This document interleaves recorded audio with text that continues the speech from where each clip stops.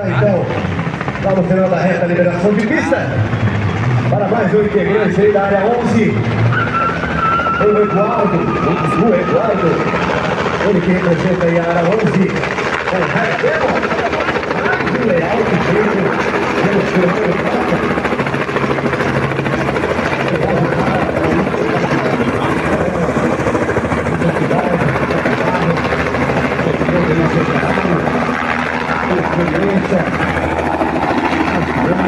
Quem pode faz ao vivo.